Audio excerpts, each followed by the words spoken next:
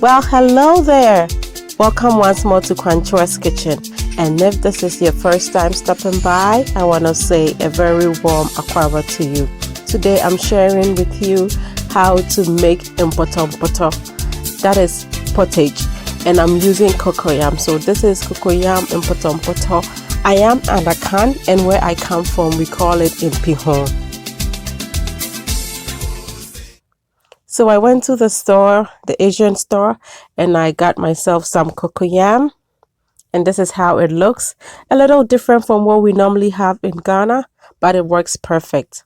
And so here are the ingredients you will need. I have 1 large onion, ginger, pepper, star anise, some carrots, tomatoes, salted beef, and pig feet. And I have to say I made both of these myself and they are the best. You need to try my recipes.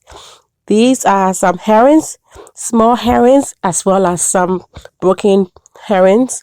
I have some oxtail, some palm oil, some smoked turkey, some dried or smoked fish, and my star of the show, Cocoyams. So as you can see, this is going to be Mpotompoto like none other. You know, it is fully loaded and the flavors are going to be just well layered, packed.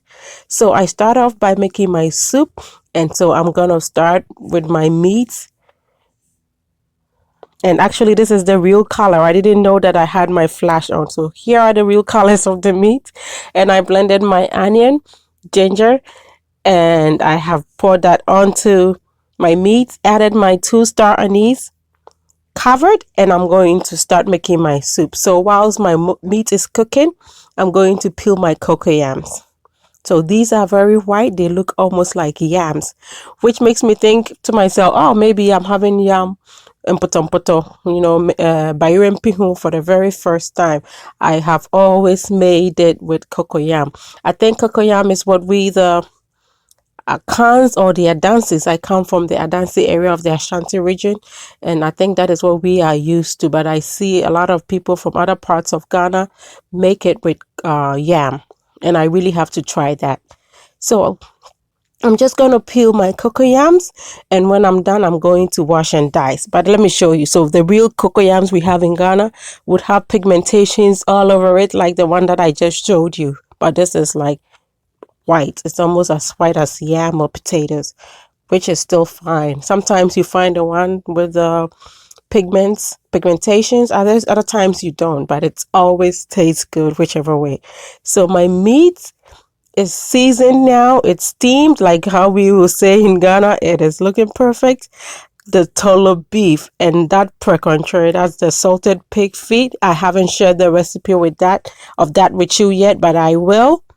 But the salted beef, there's a recipe. So make it a point to watch that tolo beef recipe, especially if you're outside Ghana, and make your own. You will love it. People are really, really crazy about that recipe. I am very crazy about it too.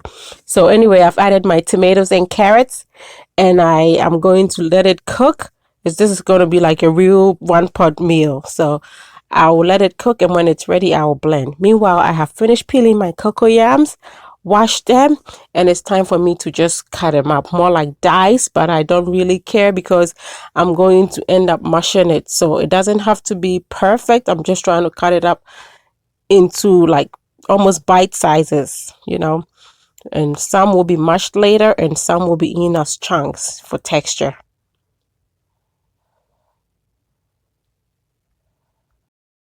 So let me just say pottage, Mpihuu, nnuhuu, Mpotompoto. That is what we are making. It's good baby food. So this could be like a baby food recipe.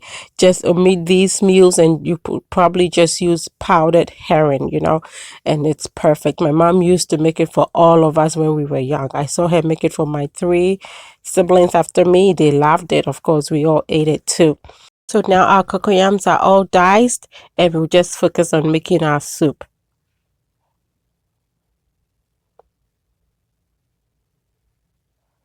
And at this point, I cooked the carrots in here for about just 15 minutes. and the tomatoes, and I'm going to remove them now.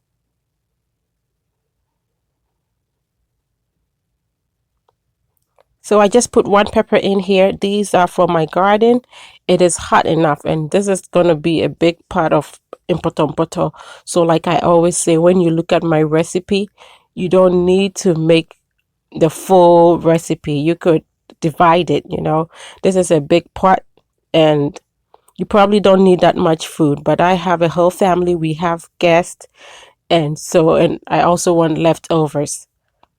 So think about that when you're making this. I don't want you to make something that will be like a burden on you. It makes the food not even palatable after that. You know, too much food sometimes makes it overwhelming.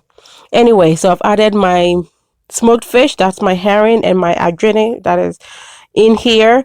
And I have blended my tomatoes and carrots. And I forgot to tell you why I use carrots in my Mpotompoto today, but I think it's a perfect idea.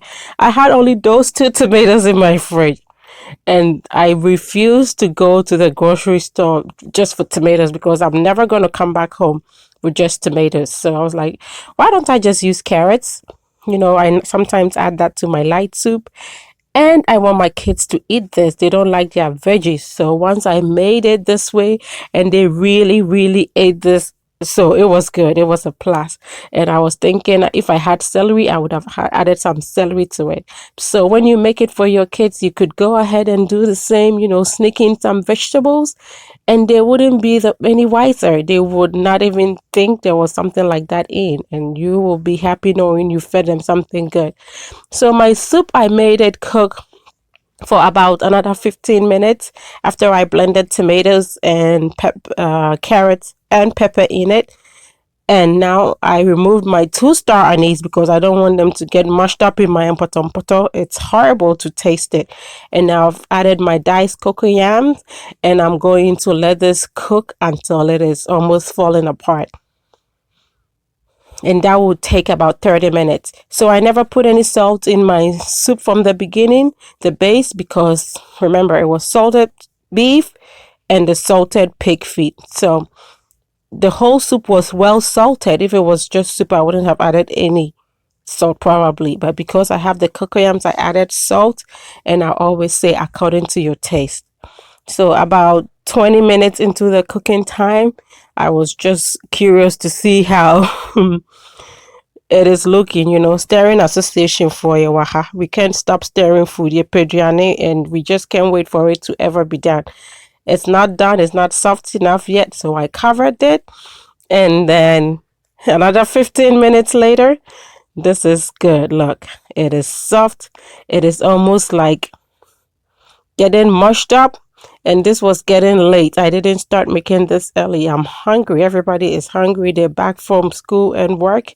It's supposed to be my day off. They should have come to meet dinner ready, but it wasn't because I wanted to share the recipe with you guys. So I am going to mush it now. It's perfect. I could have let it thicken up a little bit more. You know, the soup would have cooked down. The cocoyam would be a little bit more softer, but it's perfect. It is good because we, the adults, want some chunk. And so I am using my masher.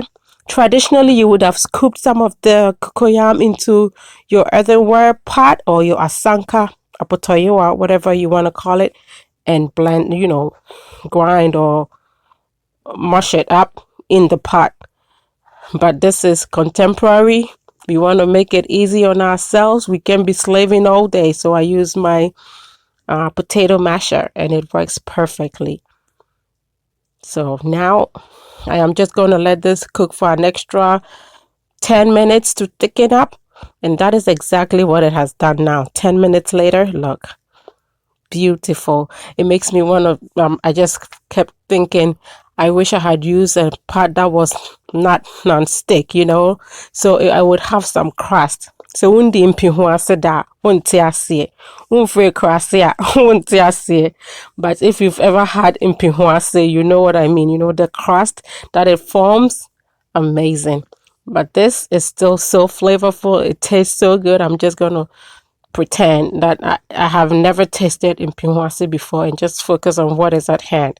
So I've added some palm oil And it is about a third cup of palm oil that I added. As you can see, even before the palm oil, you might have thought it had palm oil because the light soup made with the carrots, it was already, some orange kind of color. And that is all the palm oil I'm going to add. And this is done. Done. So I really hope you try this recipe. It's simple. It makes delicious pottage that your kids, your whole family will love. Now it's time to sit and enjoy this goodness. I have to let you know that I scooped the creamy part for my kids before. My daughter, she's very picky. She won't eat anything that has this much texture. And the baby, of course, he needs the pureed part. So if you're making this as baby food, you would probably want to make it, into a smooth puree. And if your kids are older and they can stand texture, and then this is perfect for the whole family. So this is cooling off whilst I do this, and then we can all sit and enjoy.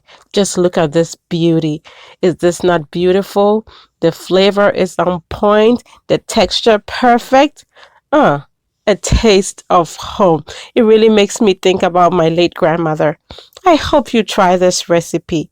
It is good, and I know you will love it.